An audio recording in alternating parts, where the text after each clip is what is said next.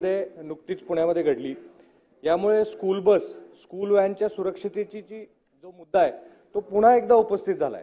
अध्यक्ष महोदय, पुणे शहरामध्ये 8000 स्कूल बस व स्कूल व्हॅन आहेत। त्या सर्व स्कूल बसेसचे ऑडिट हे होणं गरजेचं आहे अध्यक्ष महोदय। तसेच अग्निशमन विभागाकडून शालेय बसेसमध्ये अशा घटना घडल्यानंतर शालेय कर्मचाऱ्यांना काय उपाययोजना केले पाहिजे, बसमध्ये फायर एक्सटिंग्विशर किती पाहिजे, ते कुठे असले पाहिजे, त्याचा वापर कसा केला पाहिजे आणि मुलांना तातडीने सुरक्षितपणे कसे बाहेर काढता येईल याचे प्रशिक्षण बसमधील शालेय कर्मचाऱ्यांना झाले पाहिजे। अध्यक्ष महोदय, सदर घटना ही गंभीर असून शासनाने त्वरित शालेय बसेसचे ऑडिट आणि प्रिव्हेंटिव्ह उपाययोजना करणे गरजेचे आहे, त्या पद्धतीने निर्देश द्यावे। श्री सुमित वानखेडे। धन्यवाद अध्यक्ष महोदय। अध्यक्ष महोदय, नागपूर इथे MIDC चे प्रादेशिक कार्यालय आहे आणि आमचा वर्धा जिल्हा आतापर्यंत या प्रादेशिक कार्यालयाशी संलग्न होता, परंतु अचानक शासनाने निर्णय घेतला की चंद्रपूर येथील प्रादेशिक कार्यालयाला वर्धा जिल्हा संलग्न करण्यात यावा। परंतु हा जो निर्णय आहे हा एकंदरीतच जे उद्योजक वर्धा जिल्ह्यातील आहे त्यांच्यासाठी भौगोलिकदृष्ट्या आणि प्रशासकीयदृष्ट्या अत्यंत गैरसोयीचा आहे आणि त्याबाबत पूर्वीप्रमाणेच प्रादेशिक कार्यालय वर्धा जिल्हा हा नागपूर प्रादेशिक कार्यालयाशी संलग्न करण्यात यावा याबाबत सर्व औद्योगिक संघटनांची, लघु उद्योग भारतीयांची आणि सर्वांची मागणी आहे आणि ही मागणी मी शासनापर्यंत आपल्या माध्यमात पोहोचवू इच्छितो। धन्यवाद। श्री किरण लहामटे। अध्यक्ष महोदय, निळवंडे धरणातून उजवा आणि डावा कॅनल जातोय, त्या कॅनलच्या संदर्भात बरेच काही प्रश्न अजूनही मिटलेले नाही आहेत।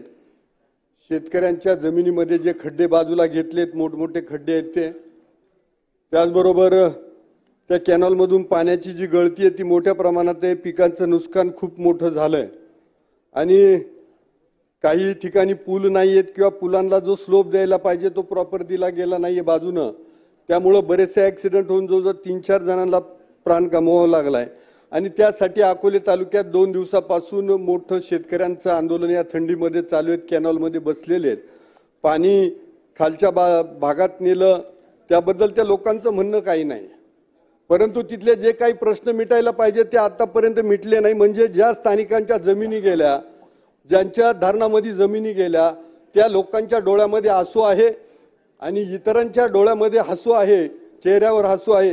हा प्रश्न माझ्या दृष्टीने गंभीर आहे, तर कृपा करून मुख्यमंत्री महोदय इथं आहेत, हे प्रश्न निकाली निघावेत, लवकरात लवकर त्या आंदोलनकर्त्यांना शब्द दिले जावेत, ही माझी ह्या निमित्तानं विनंती आहे। धन्यवाद। महेश लांडगे आले, बोला।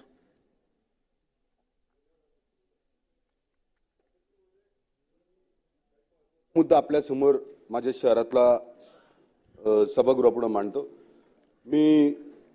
काय म्हणजे आपल्या जेव्हा आमदारांचा शपथविधी मुंबईमध्ये होता त्यावेळेस माझ्या शहरामध्ये कुदळवाडी परिसरामध्ये माझ्या मतदारसंघामध्ये फार भीषण आग लागली होती आणि त्या आगीमध्ये म्हणजे ही पहिल्यांदाच नाही लागली, त्याच्या आजूबाजूला अनेक सोसायटी धारक आहेत जे राहतात तिथं आणि अनधिकृतपणे तिथं स्क्रॅपचा व्यवसाय चालला जातो, अनधिकृतपणे रासायनिक पाणी हे नदीमध्ये सोडलं जातं। वेगवेगळ्या माध्यमातून तिथं आहे ना पर्यावरणाच्या म्हणजे पर्यावरणामध्ये वातावरणामध्ये खराब कशी होईल अशा प्रकारचं वातावरण तिथं आहे। आणि महत्त्वाचा मुद्दा म्हणजे या परिसरामध्ये माझ्या याच्यामध्ये 70हून अधिक बांगलादेशी नागरिक हे आपल्या माझ्या त्या परिसरामध्ये सापडले आणि ते परत मूळ देशात पाठवले। बनावट आधार कार्ड, पॅन कार्ड आणि पासपोर्ट तयार करून पश्चिम बंगालमधून भारतात प्रवेश करतात आणि त्या ठिकाणी राहतात। अध्यक्ष महोदय, यासिन भटकळ नावाचा एक आतंकवादी याचं सुद्धा वास्तव्य त्या ठिकाणी होतं, अशा संदर्भातले पुरावे आपल्या विभागाकडे आहेत। मुख्यमंत्री महोदय, पिंपरी चिंचवड शहरामध्ये या कुदळवाडीमध्ये